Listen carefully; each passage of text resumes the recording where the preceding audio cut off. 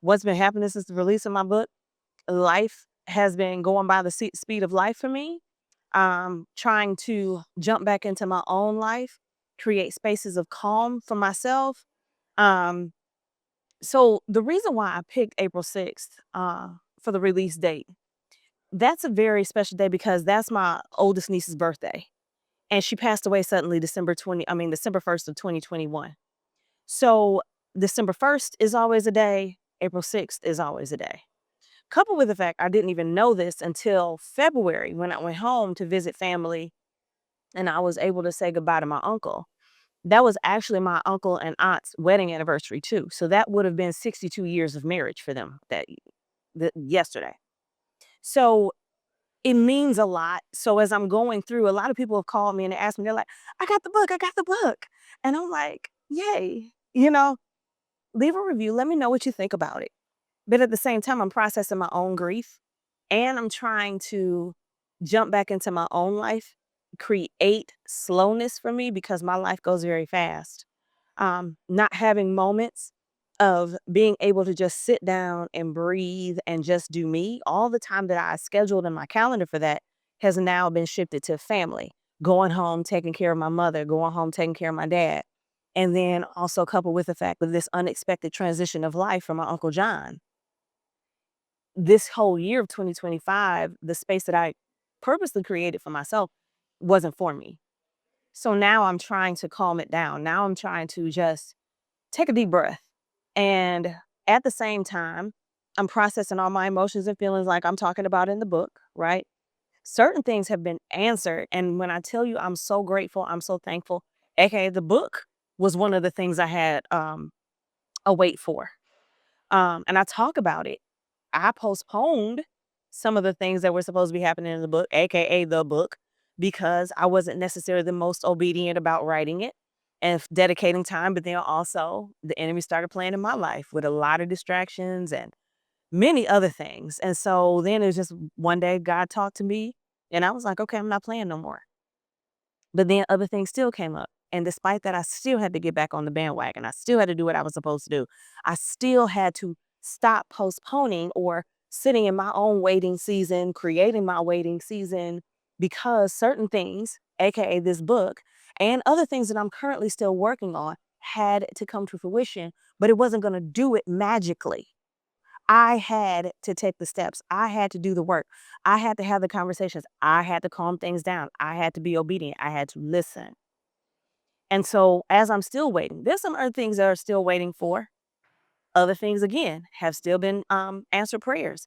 And I'm so thankful and I'm so grateful. And while I'm in this space of gratitude and reflective thoughtfulness, right, for myself, I'm also still taking the steps where I'm like, okay, God, I know that you told me about this. What does this look like and what's next? Sometimes I do everything in fear. Sometimes I do everything in confidence. It's very situational. And more than likely, the readers of this book have experienced that too. I know I'm not the only person on the island of misfit toys, right? And that's how we feel sometimes. But this is one of those things where if you don't take a leap of some sort, and when I say a leap, it could just be a skip. But if you were scared to take that skip, that was a big leap. But if you don't do it, it'll never get done, or it'll get done by somebody else, just not you. And that I can't live with. Watching somebody else live something that I should have been doing, nah, can't accept it. The Lord told me years ago that there are certain things that I'm supposed to do. And it may appear, and I'm going to say it to myself, I'm going to say it, is on me. That certain things have taken me longer than it should have. However, I'm not lamenting. I'm not grieving. I'm just being more obedient. And I'm forgiving myself and leaving it there like, okay, I didn't take the steps, but now what can I do now to do it? Right. So sometimes denial is on us. Sometimes denial is, other things that are happening, things like that. But it doesn't mean a no, right? It just means that I have to be in a season where I'm preparing, but then also constantly evolving and taking steps. So it's very cyclical. And I talk about it in the book, almost like a farming cycle, where you may be planting soybeans in in this seed in this season, and then the next one because you don't want to strip it of all its nutrients and everything else. You may have to put some green beans in it at the next one, right? But also at the same time, while you are planting, watering, and everything else, you're also harvesting at the plot next to it, and then you're toiling and sealing up the ground for the next one and preparing it for the next one. So it's very cycle, and all these things can happen at the same time. And I'm seeing more and more of that as I grow in my business, as I grow as a writer, as I grow in this very discomforting thing called social media for me. Let's be very clear. Um, all these things can happen simultaneously. And as you are completely in alignment with other things, there's other things that's going to stretch you.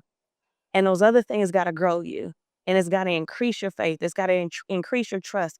It's got to increase your confidence so you can go forth and do it. Because he's got things. But if you're not confident enough to walk into it, even though he says, I have these things for you, then what are you going to do? Here's my thing. As much as they say, like Second Timothy, God has not given us the spirit of fear, but of confidence and a sound mind, right? But also I think about Abraham. Abraham was like, I got a stuttering problem. What you mean? And he said, that's okay. I got somebody to talk for you. I got Aaron. Then he gave him 3 different conjectures. He was like, that's okay. I got it. You're going to go out there. That was fear. But he also activated his faith. And in that, it stretched him to be greater. And so it would be wonderful. We say, we just Christian and we just stalwart and we just know.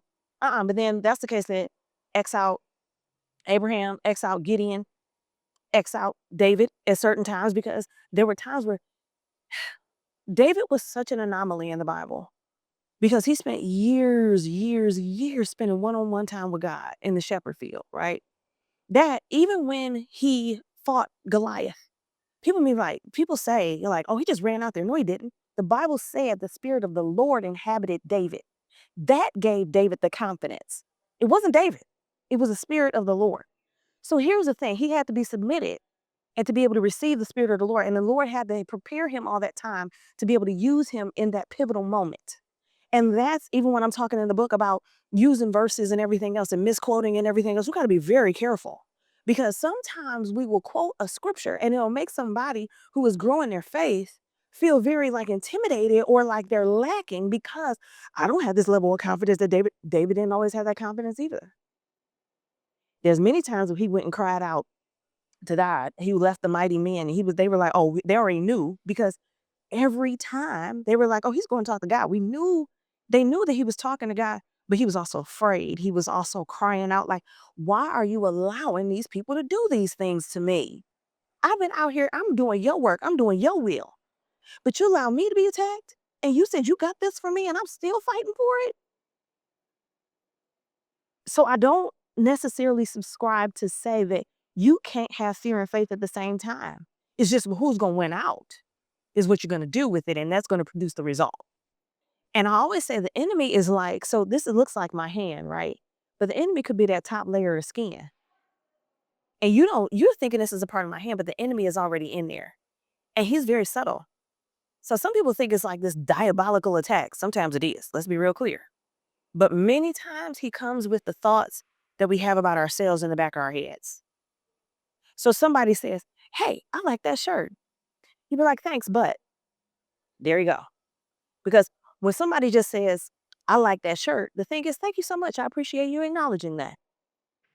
But the but brings in all the negative things about, I just got this from the dollar store and da da da. So what? They didn't ask that. They just said they like the shirt. Thank them and keep on moving. But what we do is we come in and we start detracting and we start downplaying and then we start shrinking ourselves and then we start silencing ourselves and then we slowly become erased. And all the enemy did in that situation was put a butt in our mouths. We took it and went the rest of the way. So sometimes the enemy, all he got to do is ask a subtle question, give us, one of those thoughts like, it's just subtly like, who said you could do this? Dang, yeah, because all my teachers, my mom, my dad, they said da-da-da-da, I wasn't going to never be nothing. I was going to be just like my mom. I was going to be just like my dad, and it wasn't a good thing. And all we're doing is keep feeding it, feeding it, feeding it. And all he did was ask a question. He didn't have to do nothing else. Nothing. And we just went with it, took it, and ran with it. And he's like, the thing is, the Bible has so many different pieces of information for us. It gives us love, it gives us nurturing, it gives us correction, it gives us challenges. It gives us many people we can understand and read from their life stories and experiences. They be like, I'm not the only one. Okay, let's see what they did. It also gives us reassurance, right? But one of the things that we have got to know, and I don't care how great or small it is, the major thing that the Bible always says you have got to believe. It does not measure the amount of faith that you have to have. Now, it says, you have the faith of the size of a mustard seed, you can move this mountain, right? Here's the thing about a mustard seed. A lot of people think it's like, oh, this tiny seed, but that thing grows and you can actually turn it into a plant where you can actually eat from it.